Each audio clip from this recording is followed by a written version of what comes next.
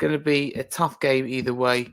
But yeah, both teams have been inconsistent this season. But it's an important game. It's this is why Ange's ultimately in the job. For these cup competitions. And Liverpool, we expected to lose that game, probably lose that second leg, but we didn't put up a fight. We didn't turn up, and that's just simply unacceptable. And it's the travelling away fans that I feel sorry for.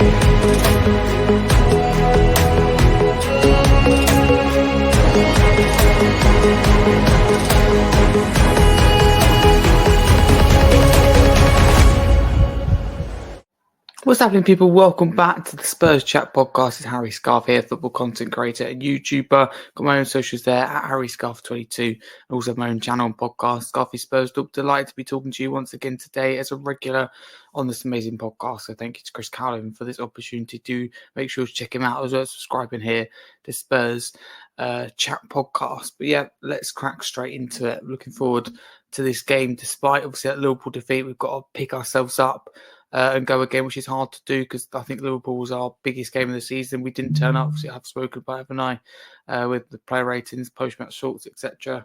on this channel, but it was really, really disappointing. But yeah, you just got to find a way to put it behind you, go again, because it doesn't mean the season's over. As still in the FA Cup, and this is going to be a hard game. We're going to have to be at our best. So it's a tough job for Ange to get the players up for this, to motivate them. Because we were poor the other night. We shouldn't have rolled over like we did. No shots on target. It's unacceptable. But do want to focus on this game. Form guide for both teams coming into it. Aston Villa, a loss, win, draw, loss and draw. I think that represents their season so far. It's been full of inconsistency, but generally I think it could still be a good season for them, and they're still a strong outfit under Unai Emery. And they've recruited well in the January transfer window. Marcus Rashford, Asensio.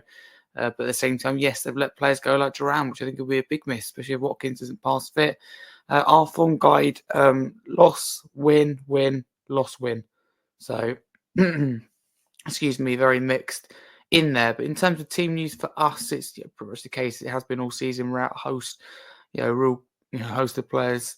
Richarlison went off against Liverpool, and it doesn't look good. Looks like a calf injury. I mean, for me, you just got to move on at this point. I love Richie, defending him for so long, but for me, it's your time in the summer to look to sell him. It's time to move on, cash in, and kind of sadly give up on him. I think that's as simple as that.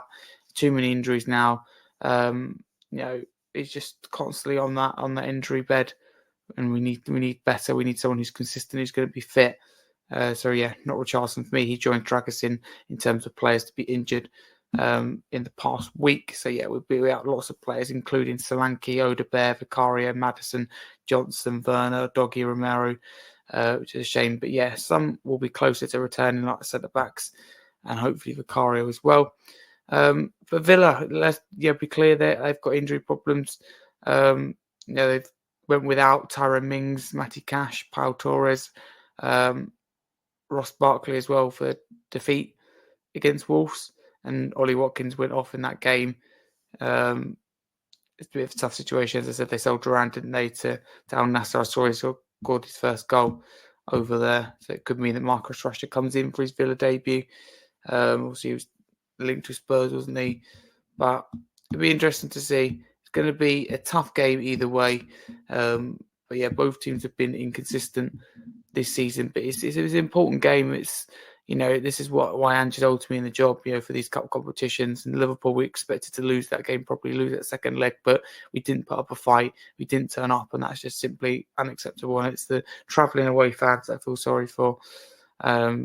Continually backing the team, continue travelling, all that time, all that money, effort for the players, senior players not to turn up. Poor.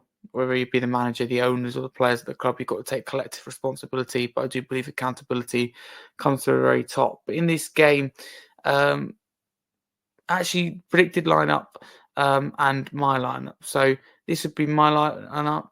Kinski, Porro, Gray, Davis and Spence at the back, Bergevall, Basuma and Sarr in midfield, and Kulusevski, Tel and Son. I think there'll be one change from my team to what we're actually seeing for Ange Postecoglou, and I think that'll be, I don't think he'll start Basuma, and I think he'll start Bentancur instead in that position. I mean, Bentancur's poor against Liverpool. It's the worst I've seen him for a long while, but so was Basuma, so was Sarr. The whole midfield, non-existent. So that is my team. I hate predicting us to lose. I think it's going to be tough. I need to predict us to win this. I'm going to go with 2-1 Spurs. It's going to be tough. But yeah, this could potentially be a disastrous week for us. But if we win, that makes it a little bit more positive for Ange, for the players. Eases the pressure on anyone involved in the club. So wherever you feel around the ownership, the board, wherever you vent your frustrations, wherever, at Spurs, for me, it's collective shared responsibility. But as I said, I do believe it starts from the top, but we still want to all be winning and get out of this rut at the moment, because it's on the manager to find some form, and these players need to do better on the pitch, because we know the problems we've got above, and some things just can't be changed with that. But that's my thoughts going into it. So do get involved, any Spurs, Villa or football fans, in the comments below. But I really appreciate this opportunity once again to talk to you guys. Always enjoy it. It's always a pleasure. So thank you very much for tuning along to all pieces of Chris Cowland's channel, because he provides lots of content, so much content, works so hard. So yeah, do show him that appreciation he does deserve. If you're interested in what I do, I'm a 16-year-old football content creator, YouTuber, football writer, politics UK news reporter as well. So I do a few different bits there, as well as being a regular here in Spurs Kings TV. So you can follow me at Scarfe22, and I do have my own YouTube channel and podcast where I do consistent daily stuff on there, and that is Scarfey Spurs Talk. But if you follow me at Scarfe22, that's on the likes of TikTok, X, where I do create and post daily Spurs and football content. So my socials are very active, so if you can check them out, that will be great. But most importantly, as I said, do subscribe here to the channel, and let's hope for a Spurs win this weekend. We can't cope with 2 losses in a